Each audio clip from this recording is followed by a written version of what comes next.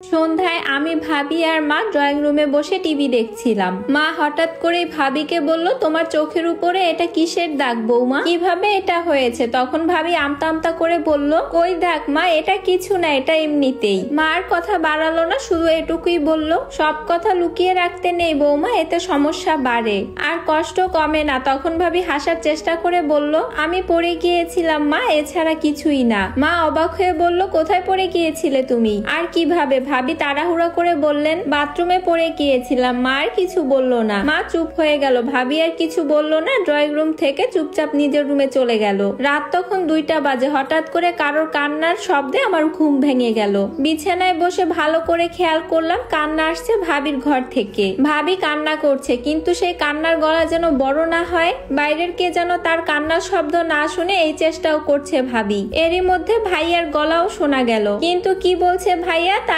স্পষ্ট শোনা যাচ্ছে না। আমি বিছানা থেকে নেমে রুম থেকে বের হয়ে গেলাম। তখন আর ভাইয়ার গলা কিংবা ভাবির কান্নার শব্দ কিছুই শুনতে পেলাম না। বড় অবাক হলাম আমি। আচ্ছা, ভাইয়া ভাবি কি দুজনে বুঝতে পেরেছে যে আমি এখানে এসে দাঁড়িয়েছি?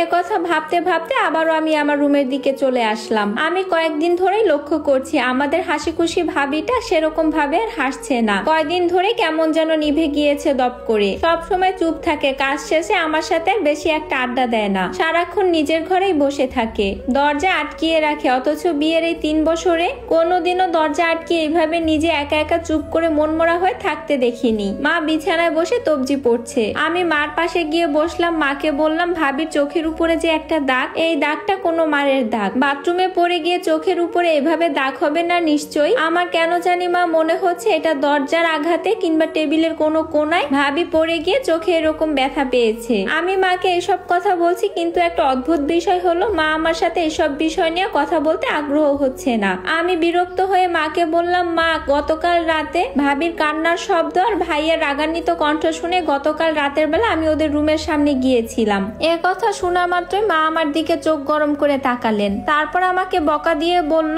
অন্যের ঘরের দরজার সামনে গিয়ে দাঁড়িয়ে কারোর কথা শোনা, আমি কখনো এটা তোর কাছ থেকে আশা করিনি। আমি আরো কিছু বলতে চাইলে মা আমাকে ধমক দিয়ে বলল, এখন আমার সামনে থেকে তুই যা বলছি, আমাকে তুই বিরক্ত করবি না দয়া করে। আমি রাগ আর অভিমান নিয়ে মায়ের কাছ থেকে চলে আসলাম। পরের দিন আমার স্বামী আসলো আমাকে বাড়িতে নিয়ে যাওয়ার জন্য, কিন্তু আমার মায়ের এক কথা, আমার স্বামীর সাথে আমাকে দিবে না। আমার মা আমার স্বামীকে বলল, তুমি আমার মেয়েকে প্রচন্ড মারধর করো। আমার স্বামী আমার মাকে বলল, ওকে আমি প্রচন্ড মারধর করি, এটা কিন্তু ঠিক না। সামান্য বিষয় নিয়ে স্বামী স্ত্রীর মধ্যে তর্ক হয়েছিল, হয়তো আমি ওর গায়ে 2টো হাত তুলেছি।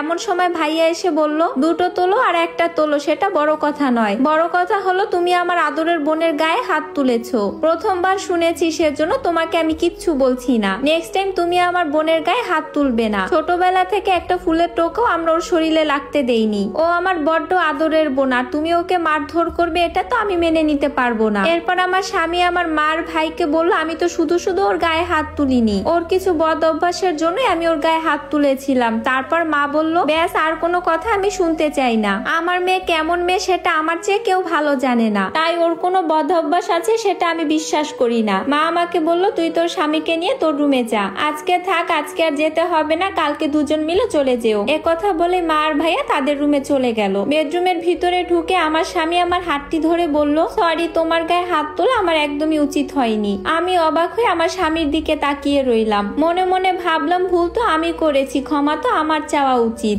উল্টো ও আমার কাছে ক্ষমা চাচ্ছে। আমি আমার স্বামীকে জড়িয়ে ধরলাম আর বললাম, সরি, আমার ভুল হয়েছে, আমি কোনোদিনও রাত জেগে কারোর সঙ্গে ফোনে চ্যাটিং করব না। এরপর আমার স্বামী আমাকে জড়িয়ে ধরলো, আমি আনন্দে কেঁদে দিলাম। রাত 2টা বাজে। হঠাৎ চিৎকারের আওয়াজে আমার ঘুম ভেঙে গেল। আমি শোয়া থেকে উঠে বিছানায় বসে আমার স্বামীকে ডাকলাম। আমার স্বামী ঘুম থেকে উঠে বিছানায় বসলো আর আমাকে বলল, কি হয়েছে, এত চেঁচামেচির আওয়াজ কিসের? আমি বললাম, চলো তো গিয়ে দেখি বাহিরে কি হয়েছে। আমরা দুজন রুম থেকে বের হয়ে গেলাম। বাহিরে এসে চমকে গেলাম, দেখলাম ভাইয়া ভাবিকে রুম থেকে বের করে মারধর করছে, আর ভাবি ভাইয়ার পা ধরে অনুনয় বিনয় করছে আর বলছে, দয়া করে তুমি চেঁচামেচি করো না, সবার ঘুম ভেঙে যাবে, আমরা আমাদের রুমের সামনে দাঁড়িয়ে আছি। এমন সময় মা দৌড়ে এসে ভাইয়াকে বলল, বউকে নিয়ে রুমের ভিতরে যা। ভাইয়ার কোনো কথা না বলে ভাবিকে নিয়ে রুমে চলে গেল। আমি একটা জিনিস দেখে অবাক হচ্ছি, ভাবি মার খাওয়ার পরেও বেহাইয়ার মতো ভাইয়ার পিছে পিছে রুমে চলে গেল।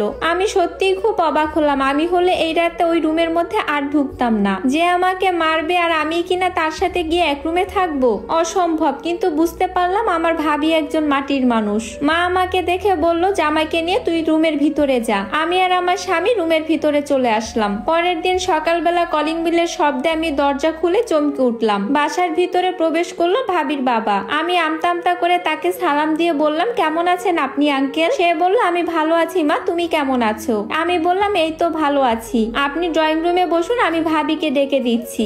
এ বলে আমি দৌড়ে গিয়ে মায়ের রুমের দিকে চলে গেলাম। ভাবির বাবা ড্রয়িং রুমের ভিতরে ঢুকে গেল। মা তখন বিছানা থেকে নামছিল। এমন সময় আমি দৌড়ে গিয়ে মাকে বললাম, মা সর্বনাশ হয়ে গেছে। মা বলল, কিসের সর্বনাশ হয়েছে? ভাবির বাবা এসেছে মা। হয়তো গতকাল রাতের বেলা ভাইয়া ভাবিকে যে মারধর করেছে, সেজন্য হয়তো ভাবি তার বাবাকে আসতে বলেছে। মা এই কথাটা শোনা মাত্রই রেগে গেল।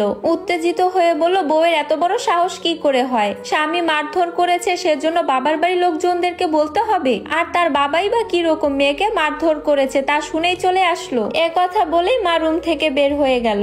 আমিও মার পিছন পিছন রুম থেকে বের হয়ে গেলাম। ড্রয়িং রুমের ভিতরে যেতেই দেখলাম ভাবি তার বাবাকে জড়িয়ে ধরে কান্না করছে। মা পাশে গিয়ে দাঁড়িয়ে বলল, স্বামী স্ত্রীর মধ্যে ঝগড়াঝাটি মারামারি টুকটাক হয়েই থাকে, সেজন্য বাবাকে ডেকে এনে ন্যাকা কান্নার কি দরকার? মায়ের মুখে এরকম কথা শুনে ভাবির বাবা অবাক হয়ে বলল, বিয়াইন আপনি এসব কি বলছেন? মা বলল, আমি কি বলছি সেটা আপনি বুঝতে পারছেন না? রাতের বেলা স্বামী স্ত্রীর মধ্যে ঝগড়া হয়েছে, একটু মারামারি হয়েছে, সেটা আপনাকে ফোন করে বলতে হবে কেন? আর আপনার এত সকাল ভোরে আমাদের বাসায় আসতে হবে কেন? তখন ভাবির বাবা বলল, বিয়াইন ও কিন্তু আমাকে কিছুই বলেনি, আর আমি সেজন্য আপনাদের বাসায় আসিনি। এমন কথা শুনে মা আর আমি কিছুটা অবাক হলাম। মা বলল, তাহলে আপনি কেন এসেছেন? সে বলল, আমার ছোট মেয়ের বিয়ে ঠিক হয়েছে, সেজন্য দাওয়াত দিতে এসেছি। কিন্তু এসে যে কথা শুনলাম তাতে খুব কষ্ট পেলাম। আমার মেয়ে তো মোমের মতো নরম একটা মেয়ে, ওকে যে জামাই মারধর করে। তখন ভাবি তার বাবাকে বলল, আব্বু এসব বিষয় নিয়ে তোমার টেনশন করতে হবে না, তুমি বাড়িতে যাও, বিয়ের আগে আমরা সবাই যাব।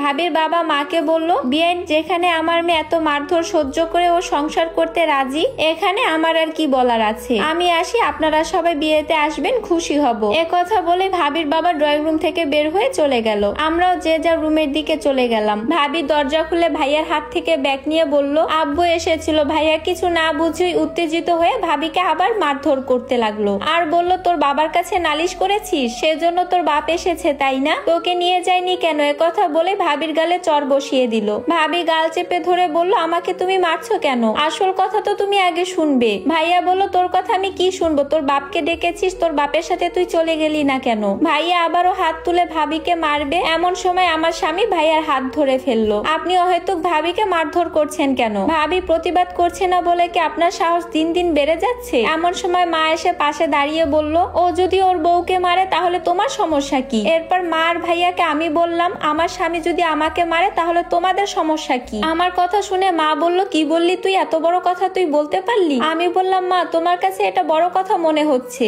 কিন্তু তোমার ছেলে যে প্রতি রাতে ভাবিকে মারধর করে, নির্যাতন করে, এটা কি তোমার কাছে কিছুই মনে হচ্ছে না? আমি বললাম, ভাবি তো কারোর বোন, কারোর মেয়ে। আমার স্বামী আমার গায়ে হাত তুলেছে বলে যে কষ্টটা তোমরা পেয়েছো, তেমনি ভাবির গায়ে হাত তুলে তার বাবা মা ভাই বোন কষ্ট পায়। আমি ভাইয়াকে বললাম, জানো ভাই, আমি রাতের বেলা না ঘুমিয়ে মোবাইলে ভিডিও দেখতাম, অন্য মানুষদের সাথে চ্যাটিং করতাম, সেজন্য আমার স্বামী আমার গায়ে হাত তুলেছিল। অন্যায় কিন্তু আমি করেছিলাম। আর এদিকে রাতের বেলা তুমি অন্য মেয়েদের সাথে চ্যাটিং করো, অন্য মেয়ের সাথে কথা বলো, আর ভাবি প্রতিবাদ করলে তুমি তাকে মারধর করো। এটা ঠিক না ভাইয়া। একথা শুনে মা বলল, আসলে এটা ঠিক না জামাই বাবাজি, আর তুই ঠিকই বলেছিস, তোর ভাইয়া ভুল করেছে আর আমিও ভুল করেছিলাম। মা ভাবির হাত ধরে বলল, বৌমা তুমি আমাকে ক্ষমা করে দিও, এভাবে আমি কখনো ভেবে দেখিনি। আর ভাইয়াও ভাবিকে ধরে বলল, আমার ভুল হয়েছে, তুমি আমাকে ক্ষমা করে দাও।